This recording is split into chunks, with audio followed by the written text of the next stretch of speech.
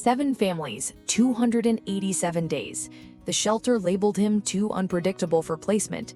Nobody could explain why he spent most nights pressed into the back corner of his kennel, nose flat against the concrete wall, completely still, not sleeping, not pacing, just sitting there, like he was waiting for something no one else could sense. Lauren found out what it was 6 weeks after she brought him home.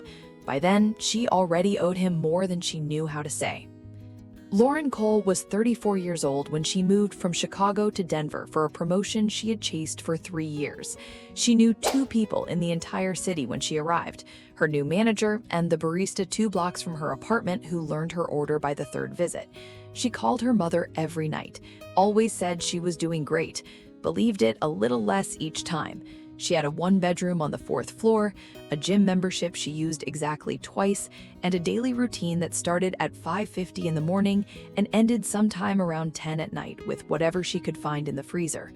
She was not miserable. She was in that particular kind of fine that is really just staying busy with both hands. She was not looking for a dog. She was walking past the Denver City Animal Shelter on a Saturday morning in March when she saw a sign in the window that said "Open House." She was the kind of person who walked into things before fully deciding to.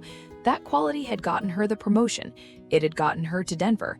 It walked her straight through the shelter door and all the way to Kennel 12. Bear was a 190-pound Bullmastiff, fawn-colored with deep red markings and a face made almost entirely of wrinkles. His head was unlike anything Lauren had seen up close.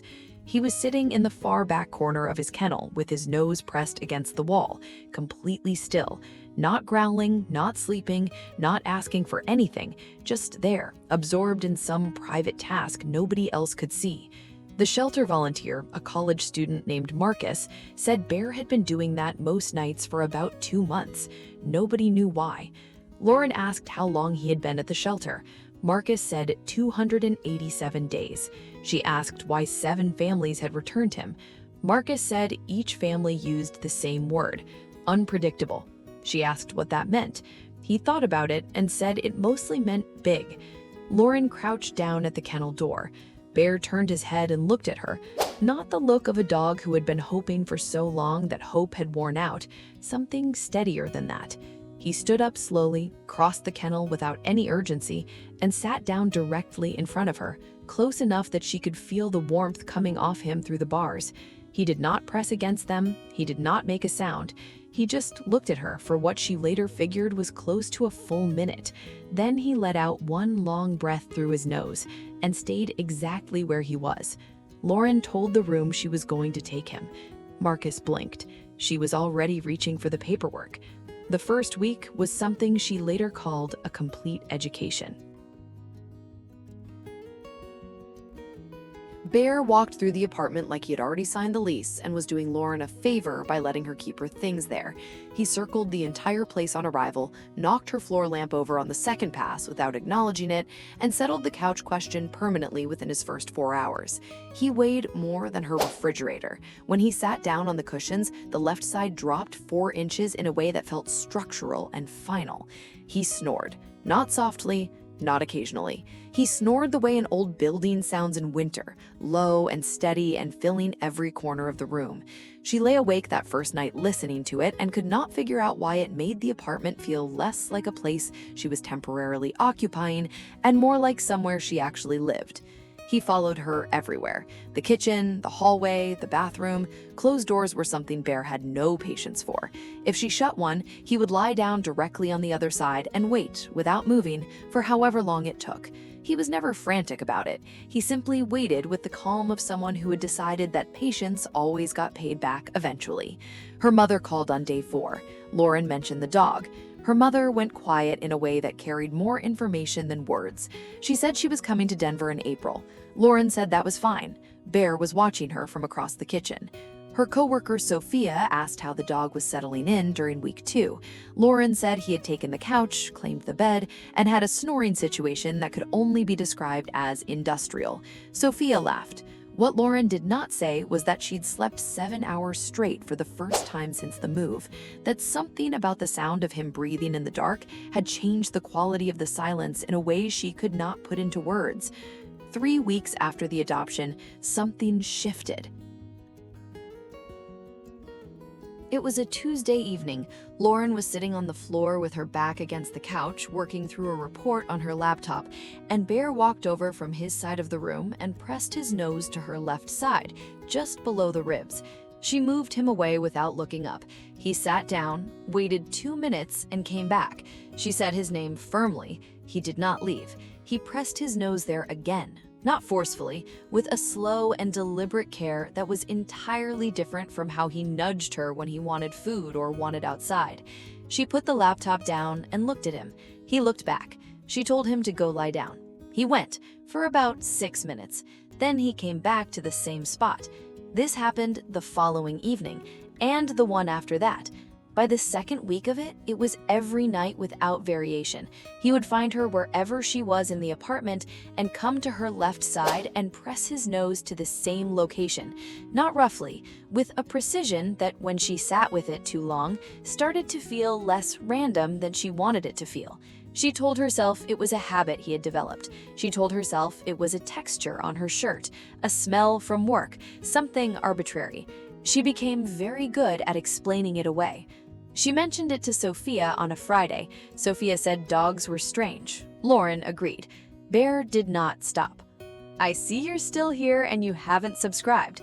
That genuinely stings a little. Subscribe. You need to see where this story goes. By week 5, he had added something. She would wake up at night and find him standing by the side of the bed, fully alert, not making noise. She would sit up and he would come to her left side, press his nose there for a moment, and then return to the floor and settle back down. It happened every few nights. Same side, same location. The same deliberate, unhurried attention to one specific spot on the left side of her body. She started keeping a note on her phone. Dates, times, how long, she's not sure why. Some part of her already knew she would need to show someone. She made a doctor's appointment on a Friday in May, 11 months overdue for a routine checkup. She brought up the dog almost as a footnote at the end, the way you mention things that have been sitting in the back of your mind long enough that they slip out when you are not specifically deciding to say them. She said her dog had been pressing his nose to the same spot on her left side every evening for 6 weeks. She said she thought he was probably just being strange. She said she was probably just being paranoid mentioning it. The doctor did not say she was being paranoid. She asked Lauren to describe the spot precisely. Then she ordered imaging. They ran one scan and then ran a second. What they found was small, left side, consistent with the location Bear had been targeting for 6 weeks, without a single deviation. Early stage, the doctor said, with the specific emphasis people use when early stage is the thing that changes every outcome. Caught at this point, it was treatable. Caught another 4 to 6 months from now, she said carefully, the conversation would have been different. Bullmastiffs have approximately 300 million scent receptors. A human has around 6 million. What Bear was doing had a scientific basis. Lauren understood that. She sat in the parking lot after the appointment for 22 minutes and thought about all the evenings she had moved him away without looking up from her laptop, the 7 families who returned him for being unpredictable, the 287 days in Kennel 12 with his nose pressed to the wall, doing something no one stopped to understand. He was not unpredictable. He had been trying to communicate something to every person who came close enough to listen. Lauren was the first one who stayed long enough for it to matter. Today, Bear is 4 years old. He still owns the couch and regards this as settled. He still snores through the night in a way Lauren has stopped trying to describe to people who have not heard it. He still follows her to every room and waits outside every closed door with a patience she has come to think of as one of his finest qualities. Every morning at 6:09, before she is fully awake, he comes to her side of the bed and presses his nose briefly to her left side. 1 moment. Then he goes to the kitchen and waits for breakfast. She thinks of it as his daily confirmation. She has never once asked him to stop. Her mother visits twice a year. She brings treats, sits next to Bear on the listing couch, and has not mentioned returning him since the day Lauren told her what the doctor said. That conversation lasted 41 minutes. Most of it was not about the dog. Lauren has a 4-chair kitchen table. She still uses one, but Denver does not feel like a holding pattern anymore. It feels like somewhere she chose, and where she was chosen back. 7 families called him unpredictable and walked away. They were not right that Bear was unusual. They were wrong about what unusual meant. Sometimes the ones who cannot be explained are the ones paying the closest attention. Sometimes a dog pressing his nose to the same spot every night for 6 weeks is not a dog being strange. Sometimes it's the most precise act of care that anyone has ever offered you. Pay attention to them. They are almost always trying to tell you something. Would you have listened sooner than Lauren did? Tell me in the comments.